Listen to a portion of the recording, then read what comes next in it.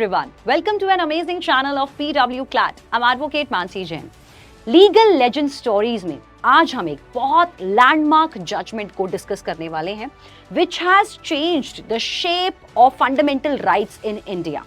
इस केस का नाम है Maneka Gandhi versus union of India case, जो कि एक बहुत ही फेमस लैंडमार्क जजमेंट रहा है जिसने हमारे आर्टिकल 14, आर्टिकल 19 और आर्टिकल 21 को न्यू डेफिनेशंस दी हैं, न्यू इंटरप्रिटेशंस दी हैं और इन फंडामेंटल राइट्स को और ज़्यादा रॉक सॉलिड बनाया है for the citizens of India.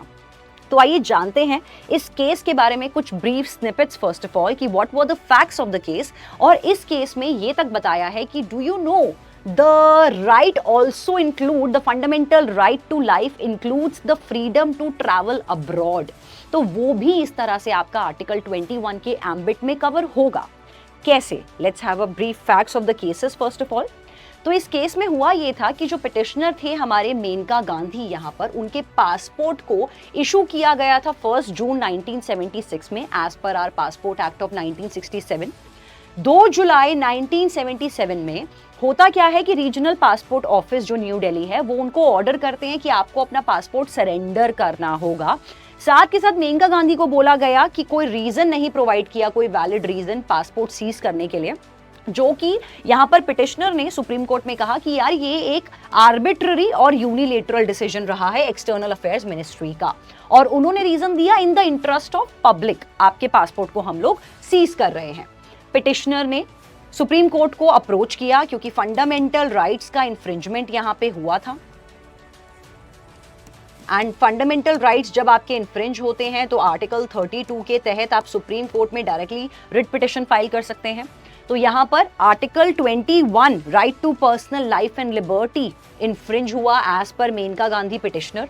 It is pertinent to mention कि सुप्रीम कोर्ट ने सतवंत सिंह साहने वर्सेस रामाराथनम केस में भी ये बताया कि राइट टू ट्रैवल अब्रॉड आपका डिफाइंड है आर्टिकल 21 के अंडर. तो यहाँ पर पिटिशनर को, जैसा मैंने कहा कि इन डेट्स पे पासपोर्ट इशू हुआ, यहाँ पर उनके पासपोर्ट को सीज करने के लिए बोला गया, जहां अथॉरिटी ने कहा कि उनके पासपोर्ट को इंपाउंड किया जाएगा अंडर सेक्शन 10 सब clause 3 sub clause C of the passport act public interest के अंदर. पिटिशनर को इतना भी कहा गया कि आपको अपना 7 दिन के अंदर अपना पासपोर्ट सरेंडर करना है अथॉरिटी के अंदर. तो जब पिटिशनर यहां पर सुप्रीम कोर्ट में मूव हुई तो वहां पर judgment has change the landscape of Indian constitution. यहां पर जजमेंट में सुप्रीम कोर्ट के जजेस ने कहा कि अगर हम लोग बात करें सेक्शन 10 सब क्लॉज 3 सब क्लॉज सी की, जो पासपोर्ट एक्ट का है, वो पासपोर्ट अथॉरिटी को ये राइट तो देता है कि वो किसी का पासपोर्ट इंपाउंड कर सके in the interest of general public, लेकिन ये सेक्शन वायलेटिव है, is not in line with article 14 that is right to equality. It confers vague and undefined powers to the passport authority.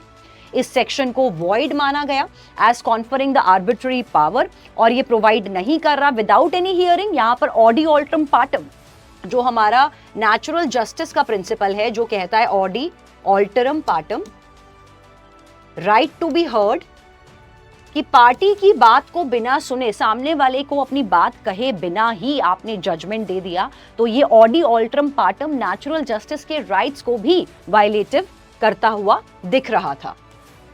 साथ ही section 10(3) सब clause सी violative है आपके article 21 के अंदर, जो कहता था राइट टू ट्रैवल अब्रॉड.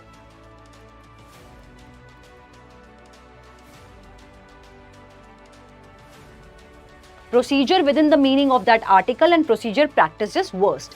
साथ के साथ कोर्ट ने यह भी बोला कि ये particular section against article 19(1)(a) है, साथ के साथ 19(1)(g) भी है, क्योंकि ये परमिट कर रहा है restrictions to be imposed on the rights even though such restrictions cannot be imposed under the article 19 clause 2 and clause 6.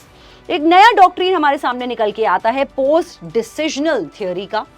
इसके साथ ही हमारे पास ये आया कि ये बोला गया कि जब इस ऑर्डर को करा गया इंपाउंड करने के लिए पासपोर्ट, जो सेंट्रल गवर्नमेंट ने करा, साथ में वहां पर पासपोर्ट को इंपाउंड करने के लिए कोई अपील भी नहीं ली गई, कोई रिवीजन भी नहीं लिया गया, जो कि आर्बिट्ररी इन नेचर था,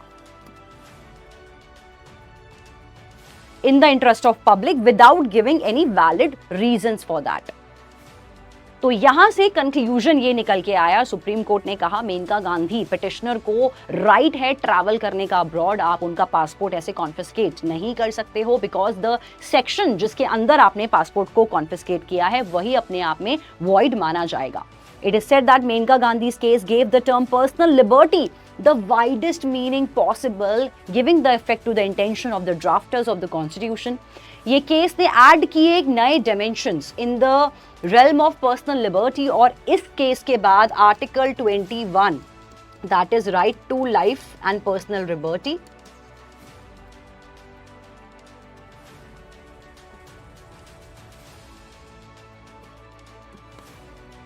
इस राइट का स्कोप काफी वाइडन हो चुका है। अगर हम करंट पैरामीटर्स पे देखें तो हमारे इस राइट के अंदर आपका राइट टू लाइफ आता है, right to clean and green environment आता है, right to good health care भी आता है, राइट टू स्लीप भी आता है, राइट टू प्रिवेसी भी आता है, राइट टू स्पीडी ट्रायल भी आता है। तो काफी सारे राइट्स आपके आर्टिकल 21 के एम्बिट में कवर होते हैं।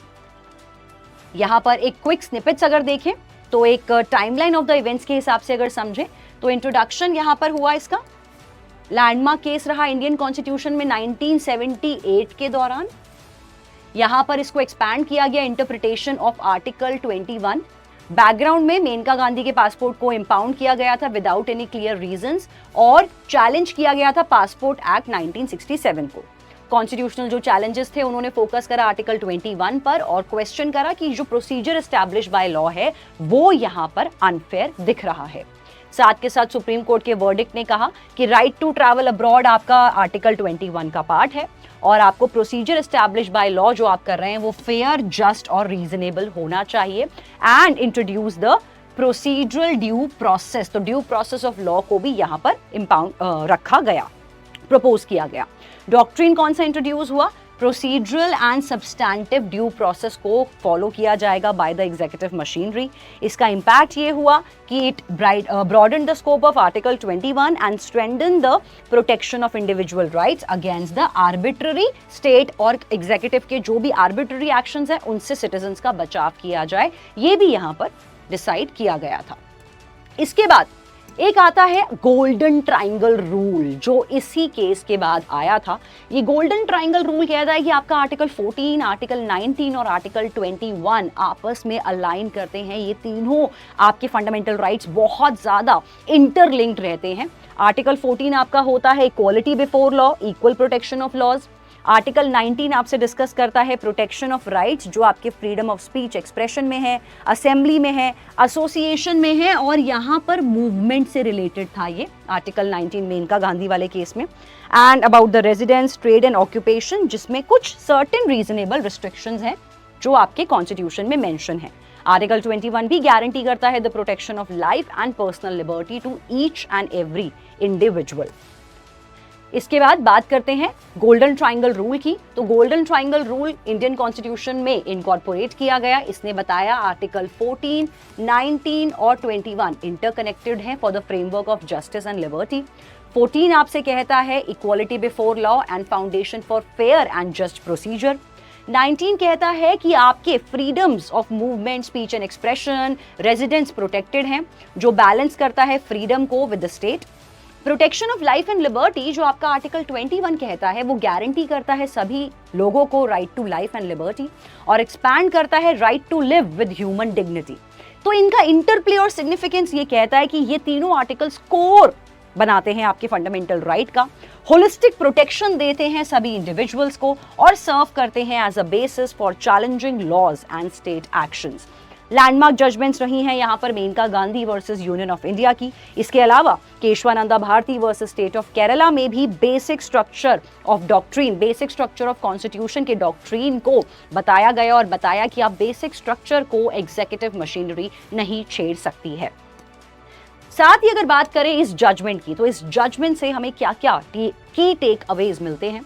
तो ये जजमेंट कहती है, ये जो जजमेंट थी ये अपने आप में काफी डायनामिक थी, जिसने डायनामिक कॉन्स्टिट्यूशनलिज्म को हमारे सामने रखा। ये जजमेंट ने क्लियर कट कॉन्स्टिट्यूशन को बताया कि it's a dynamic and living document जो इवॉल्व करता रहता है, और इवॉल्व इसके एवोल्यूशन के साथ ही आर्टिकल 21 को वाइडन किया गया।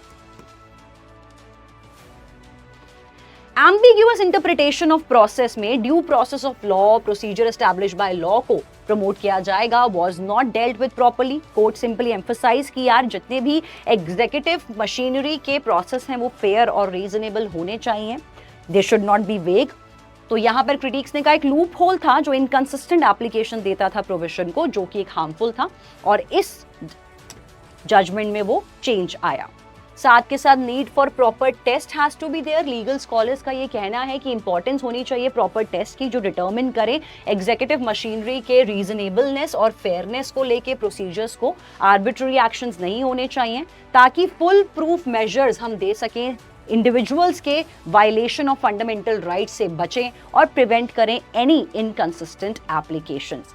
सो this was the learning that we have from Maneka Gandhi versus union of India case. Comment section में बताइए अपनी राय कि इस लैंडमार्क जजमेंट को लेकर आपका क्या व्यू पॉइंट है।